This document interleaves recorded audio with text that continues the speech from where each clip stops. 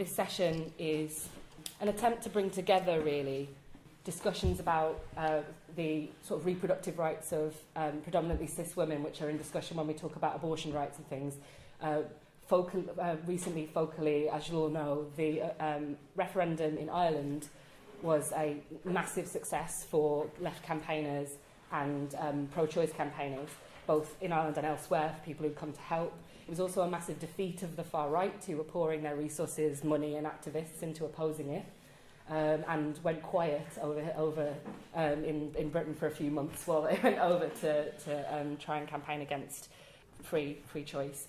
So we wanted to talk about that, because it's nice to think about winning sometimes, but also to try and bring it together, because of late, a lot of the discourse around trans rights and freedoms has been framed by transphobes in terms of opposition to women's rights. So it's seen as you've got to pick one. You've got to pick trans freedom or women's freedom. That's the discourse they'll use to try and make people take sides against trans freedoms and healthcare and rights. And that's something which I hope we'll find discussed today doesn't have to follow naturally from being concerned with biology, because physical reproduction does involve biology, but it doesn't necessarily follow on from that means womanhood is rooted in biology or anything like that. So we wanted to bring these two issues together, both flashpoint issues in the media, both things we need to be talking about with activists outside of ourselves, particularly given the Labour Party internal debates recently over whether to back reforms to the Gender Recognition Act, and whether to back, and with John McDonnell recently going almost unnoticed, attending a meeting with A Woman's Place, one of the most virulent transphobic organisations peddling their ideology in Britain today. So we're hoping to try and show how these two things fit naturally together in our understanding of bodily autonomy and freedom, and how that affects working class people in a massive way, relating to their daily choices about how they choose to both physically reproduce and maintain themselves, but also how that then structures society because of the way that it restricts people into certain family units. And once you've had a child, the expectation is you will then spend the next several decades raising that child. So these freedoms, bodily freedoms, all tie together into the wider structure of society. So yeah, that's what we wanted to talk about. Today we've got with us Maev McDaid, who campaigned in the yes side of the Repeal the 8th campaign in Ireland. I remember seeing her the day after, and I don't think he'd slept for the whole night, but it was really one of the most exciting celebrations of a political win that we've had in quite a few years. So we're going to hear a little bit about that and how the campaign worked and won, as well as thinking about potentially the dangers and threats to reproductive care across the world, and also what's going on in the North of Ireland with the pressure that the referendum puts on the North of Ireland to relax its own anti-abortion laws. And then we've got Joni Cohen, who is a member of Plan C and an activist, a transfeminist, who's going to talk about the sort of other half of what we're discussing today, about trans freedom, rights to healthcare and bodily autonomy. So without further ado, first I'll hand over to Maev. Great, thank you, Kate. I'm going to assume the answer is yes, but can you hear me at the back? Yeah, great. Yeah, as Kate says, I was involved in the Repeal the 8th campaign, but I've been involved in Alliance for Choice for about 14 years. Alliance for Choice is Derry specifically, kind of operates a campaigning organisation as well as practical support, getting hold of abortion pills and being able to distribute them throughout the north and in Donegal, just because of where we're situated. And yeah, I think it's really nice to be able to talk about wins and successes. It's also the 50th anniversary of 1968, and there were kind of some wins in the movement then too, and I think that it is really great whenever we remember how connected our struggles are internationally and what we can build on as well. Before I start, I know that this might be stating the obvious, but something that's really important for me in my abortion rights activism is making sure that we are really hot on the distinction between the UK and Britain. So please be really careful whenever you're talking about Britain, that you're talking about Britain, and whenever you're talking about the UK, which is very rarely the case because the legal system is so different, and that you're actually talking about the UK. It would be my preference that people just use Britain and the north of Ireland, but I think particularly with arguments around Brexit, it's actually more technically UK exit, and that has implications for people in the north who are often forgotten about in these discussions. So I guess I just want to bring that to the room whenever we're talking about in the discussions later, that we're aware of that distinction. Cool. How and why did repeal the 8th win? In 2013, whenever the Mary Stopes Clinic came to the north of Ireland, there was a massive kind of campaign around that, where all of a sudden people were like, no, we do deserve access to reproductive rights. Within weeks, Savita Al-Bavanor died at the hands of the state. And I think a couple of these things combined, including the economic crash in 2008, whenever a lot of young people couldn't afford to leave the country anymore, kind of fostered an environment where people were all of a sudden, if we're going to be stuck here, we're going to have a say in what that society looks like. So I think in the last 5 years, it's really accelerated. I think the water charges protest also radicalised the generation. I think you had a lot of people all of a sudden mobilised to fighting for struggles and demanding them. And I think that the diaspora had a really big impact as well, because part of the reason we leave Ireland is because it is so repressive and we don't really live in that society. So I think that it's really exciting that, particularly in London, but across Britain, like even the world, wherever there was an Irish group, there was a Repeal the 8th group as well. And I think being able to harness that capacity and using social media and using all the resources that people had outside of Ireland really, really helped normalise abortion. 5 years ago, no, it was even less. 2 years ago, I wrote a piece about my abortion for the Irish Times, and it was one of the first ever written that like somebody went, oh, and I had an abortion. And I'm not saying that for me, I just mean that was, now it's so normal that people talk about their abortions, and it's really, really important. It is normal. People will get pregnant and people might not want to have that pregnancy. But I just think in 2 years alone, how we were able to change the narrative so entirely from it being a taboo to actually, you know someone, and if you don't know someone, someone knows someone, and being able to really command that. In terms of the campaign, it was really broad, it was hugely inclusive, it was really dynamic, it was made up. People seem to think that Ireland has this necessarily age divide. It doesn't. It has a rural city divide. People who live more rurally tend to be more religious and therefore tend to be slightly more conservative. But I really don't think it was this like older people against younger people divide that it was maybe made out to be. The campaign was also really trans inclusive. I think Irish feminists could teach British feminists a thing or two about trans inclusivity. We've only lost Graham Linehan, but we didn't want him anyway. He's not really Irish. We don't know where he's from. But yeah, I think being able to connect to things that were happening in Poland. So I remember on any given day we'd be at the Irish Embassy in the morning and the Polish Embassy in the afternoon, being deeply kind of international and connected to international struggles also empowered and emboldened our campaign. Obviously Trump was elected and immediately abortion rights was on the agenda again. And I do think that it's important that we don't take abortion rights for granted here. Although in practice abortion is legal, Articles 58 and 59 actually mean that it's dubious, and I think that it is something that we can't take for granted here. But yeah, so I think that it won because of its internationalism, because of its inclusivity, and because of its dynamic approach. It wasn't just on the streets, but being on the streets really helped. I was in Donegal for a month during the referendum. Donegal was obviously the only constituency that didn't vote repeal, but it did go up to 48%, and that went from 13% 10 years ago, so we will take that as a win.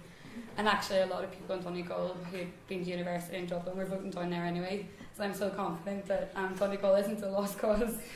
But yeah, I think that those are things to take on board. Obviously solidarity. I think I read a comment, I don't want to like shame anybody, but I read a comment on the Facebook group for this being like, why are we talking about the 6 counties? I actually think it's really important for groups in Britain to, first of all, show solidarity to people in the 6 counties to recognise what's happening. But I'm particularly excited about the discussion later because I really want to know the role of the British left in this. Because immediately after the referendum, as Kate kind of touched on, there was hashtags, now for NI, next for NI. I don't think that we should be on our hands and knees begging Stella Creasy to give us a voice in Westminster. I don't think that that's a good strategy. I don't think it's a good precedent. I don't think it's good politics. I understand that people in the north currently feel it's a stopgap. We don't have a functioning government and we don't have any chance of being out of Ireland yet. What do we do? And I think that lacks ambition, and I think that it's a shame. But in the discussion, I'd be interested to know, particularly as lots of British left have joined the Labour Party, and kind of the Labour Party's role in voicing concerns for 6 counties. But I'm going to leave that bit to the discussion. The legal situation in the north. Can I just have a show of hands? Do people kind of broadly know the legal situation? Yeah, I'm getting lots of nods. I'm just a bit cautious about maybe telling you things that you already know, but I do think that it's worth kind of reminding ourselves of the slightly complicated situation. But the one thing that the kind of Catholic Church and the kind of Protestant hegemony agree on is their absolute disgust at the idea of abortion, and it really does unite the kind of ruling classes and the kind of churches. But for me, what's really fascinating is that 40% of DUP voters agree with liberalising the abortion law, and yet will still vote for the DUP. And I think that that's really a really good example of kind of exposing the colonial legacy and the difficulties of organising necessarily campaigns in the north in the way that they didn't have that problem in the south. And I think that that's really come to a head now, because you do have people in the north who think that they're British and are demanding their own British rights, and you do have people in the north who are demanding that we don't have to beg Britain for our civil rights. And I think that this is an interesting kind of track that the conversation has taken, and I've personally felt a bit I can't really get involved in it. I've not lived in the north for 12 years now. I obviously have a stake in it, so I obviously want to see abortion rights delivered, but at the minute the I hate using words like legacy, but I do think the impact of the Troubles and the peace process have had a material kind of effect on people's ability to think outside the box. We're constantly being told that, well, if Brexit happens, then they'll go back to violence. I actually think that's just racist. No, we won't just go back to violence because we're not taking orders from Brussels. I don't think that's how it works. But I think that these are all the things we need to take into consideration whenever we're looking at the context of bodily autonomy in the north. I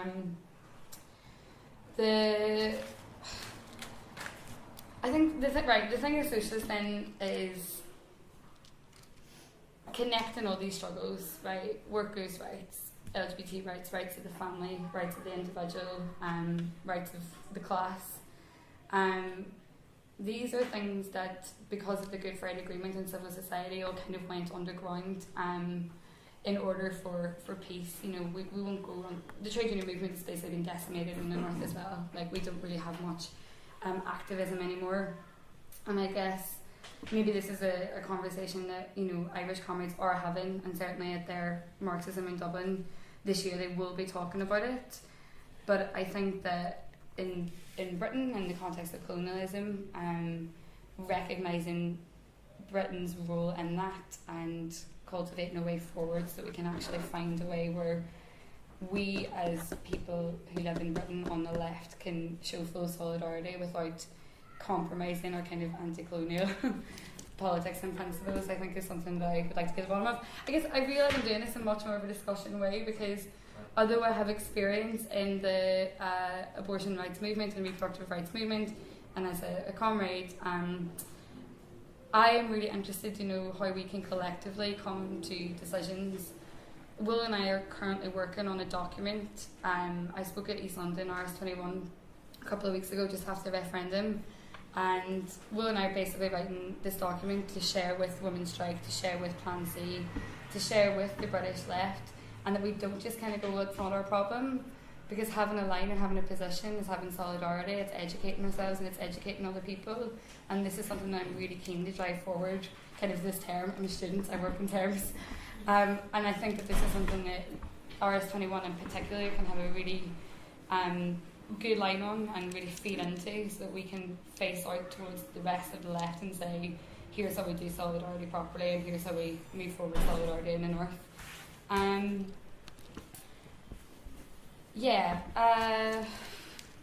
think, how long have I been talking for? 10 minutes? You've got about 3 minutes. 3 minutes left. I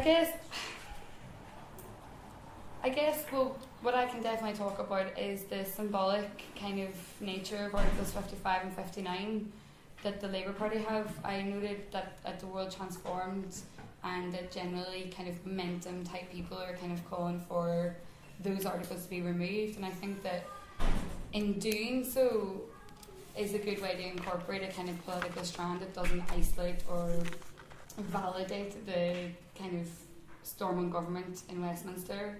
I think that by calling into question the constitutional contradictions of the United Kingdom is something that we have a duty to do, but if we can get around campaigning on Articles 58 and 59 calling for full decrim across the UK, then that is a way that we can get abortion in the meantime in the north. But fundamentally, the problem is the Irish border and British occupation. It's not abortion. That is one of the symptoms of the many problems. And I think that as long as we can connect that to all the other struggles that are happening, then making that case for an end to the sectarian government at Stormont, although it's kind of ended itself, and civil rights for everybody across the island of Ireland, then I think that's what we need to do. The DP obviously has the most power and doesn't represent ordinary working people of that region, and the fact that they have so much sway in the government here is definitely something that we can continue to call into question.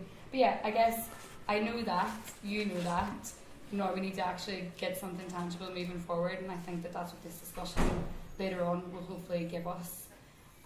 Because I said in the Women's Strike we're asking for some more information, and there are a lot of people who, for example, don't know the distinction between the UK and Britain, or they interchange it quite clumsily, and that's fine. Like, I'm going to give people the benefit of the doubt, but moving forward I think we need to be really hot on what is the UK, what is Britain, what is solidarity, and how do we move it forward.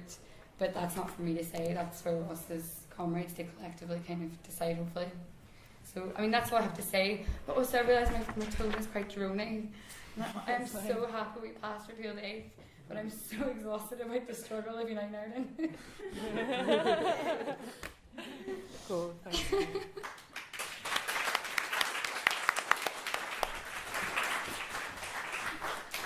That was also bang on time, so thank you very much. So I'll move on, pass over to Joni now. Okay, thank you. My presentation today is going to be about trans healthcare and situating it within the broader understanding of reproductive justice and bodily autonomy. I'm going to start off painting in pretty broad strokes, but I'm sure you'll see where I'm going with it. I'm going to speak today about the way that the concept of reproductive justice and how it expands far beyond the limits of birth justice, access to abortion and contraception. Although birth justice is an absolutely essential and central aspect of reproductive justice, we as Marxists are committed to an understanding of reproduction which is broader than the limited biological understanding that discourse around reproductive justice often takes. For a fully adequate concept of reproductive justice, by which I mean the concept is capable of the conceptual work which maps and informs our material struggles, we must look at the field of social reproduction. From social reproduction, we have an expanded concept of life, which extends beyond the traditionally biological to encompass all the forms of life-making activities and labours which go into reproducing ourselves and our communities from day to day and year to year. Reproduction is reframed not simply as the conception, gestation, birth of new members of the species, but feeding, housing, clothing, medicinal, caring, educating, socialising and entertaining labours, which are circulated around communities and are that which enables life not only to exist in the first place, but to continue, improve and flourish. So this broader understanding of reproduction brings with it a broader understanding of reproductive justice. One in which our analysis of how to bring about reproductive justice is not limited to the capacities of the so-called reproductive organs, but one which understands, in a sense, all the capacities of the body and mind to be reproductive. And for these issues to be of a deeply social and historical character. As reproduction is still deeply rooted in the body, its capacities and incapacities, and how these are produced, mediated and administrated in society, we must attend to the specificities of bodies. All people, regardless of embodiment, require reproductive justice to flourish. However, there are certain embodiments which are marginalised and oppressed in specific historical periods and places. Our current historical period in place, namely capitalism, necessitates the marginalisation of women, gender-variant people, disabled people, racialised people and their bodies. For the sake of this presentation, I will be foregrounding gender and gender variance, but other stuff will, of course, come up. I'm using gender variance as an umbrella term here, which includes people variously identified, and often as more than one, as transgender, transsexual, non-binary, and gender non-conforming. Also, intersex individuals, although not strictly gender variant, face a complex oppression which has its source in gender. Therefore, it is this broader understanding of reproduction, of how it relates to our bodies, that we can see that bodily autonomy is an essential part of what comes together to form reproductive justice. The working definition of bodily autonomy that I'm going to be using is as follows: the right to full and final say on the meaning of our bodies, what they do, and what is done to them. Now, this neatly separates into three interconnecting strands, which I'll explicate separately, but hopefully it will be obvious how they intersect. So 1, the meaning of our bodies. So what I mean by this is having control over how our bodies are perceived and interpreted. One of the processes by which bodies are gendered is the way meaning is impressed onto certain physical characteristics. The most pressing example of this is the meaning attached to genital configurations. The fact of a body having a genital configuration including what is known as a penis at the time of birth is categorized as male by the state and attempted to be socialized through that gendered lens from then on. This gendered understanding of a person's body is then continued, often in spite of contestation from the actual person. This issue is at the core of the problem of bodily autonomy, with regard to the gender variant people. The state administration of gender strips individuals of their autonomy with regard to how their bodies are understood and categorized, which in turn affects a whole host of other factors. The process of transitioning away from an assigned gender into another must be understood as an attempt to wrest this control of how one's body is imbibed with meaning into one's own hands. It is the attempt to autonomously categorize one's body and personhood, albeit with inherited categories, rather than the heteronymous assignment of gender at birth. Medical transition, including hormone therapy, hair removal, cosmetic and genital reconfiguration surgeries, are partly a biotechnical intervention into the characteristics of the body and how they are perceived.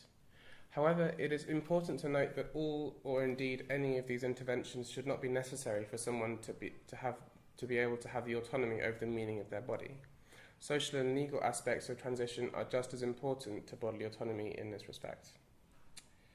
Here we must also talk about the Gender Recognition Act, which obviously you must all know that it's very contentious at the moment.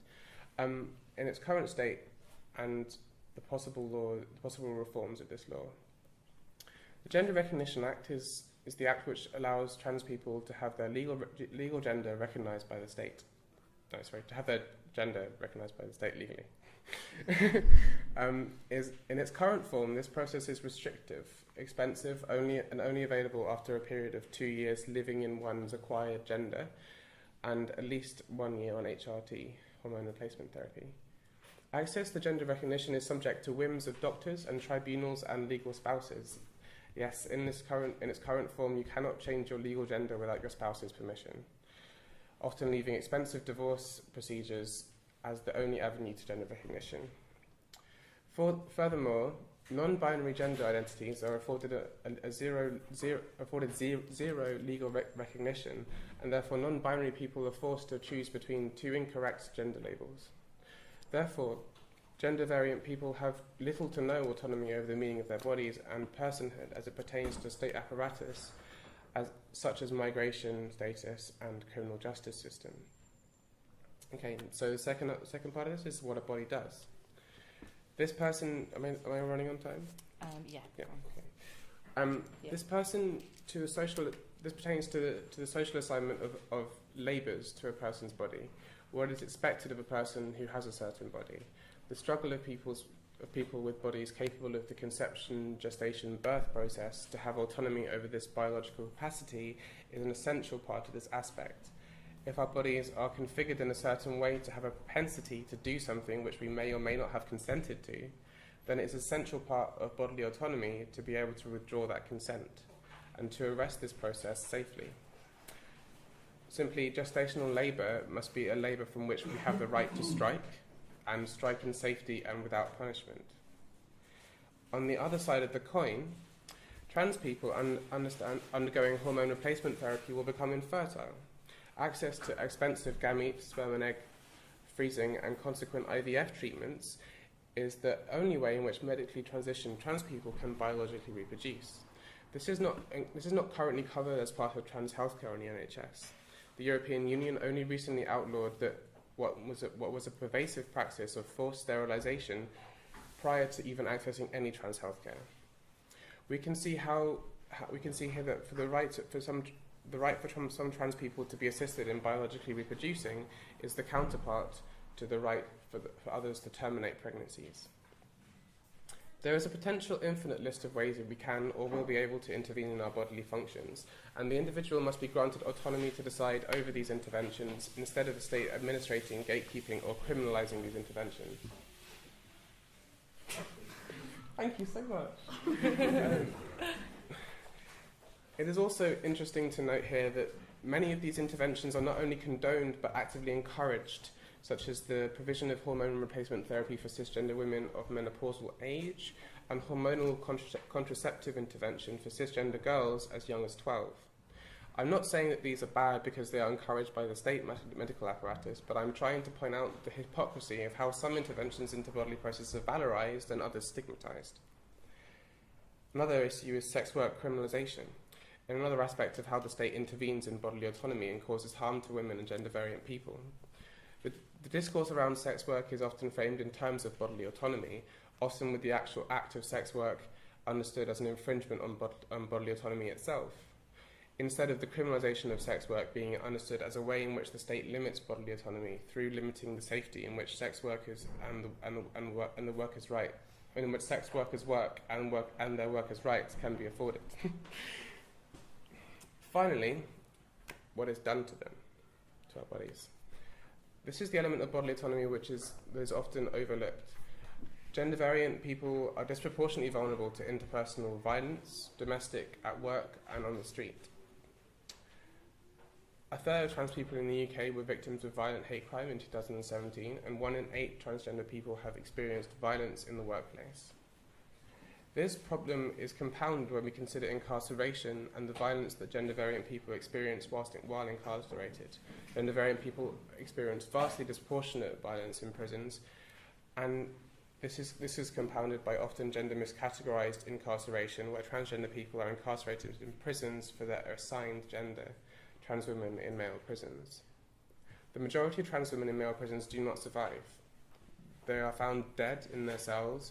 Whether it is suicide or murder is never conclusively known, though it is, in this context, there seems like there is barely any difference.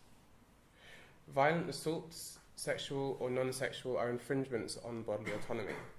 The right to control who touches you when, where, and in what way. Protections from violence and care for victims must be understood as a demand of bodily autonomy and reproductive justice. Violence is not something which only lasts the duration of an attack, but continues for a long period of recovery, both physical and mental. Aftercare for the victims of violence is an essential provision for the reproductive justice of gender variant people. Without it, trauma lingers and can poison people's lives. The violence that gender variant people experience is not simply personal in nature, but is made possible by a variety of structural and economic issues. The conditions for violence are just as important as the violence itself.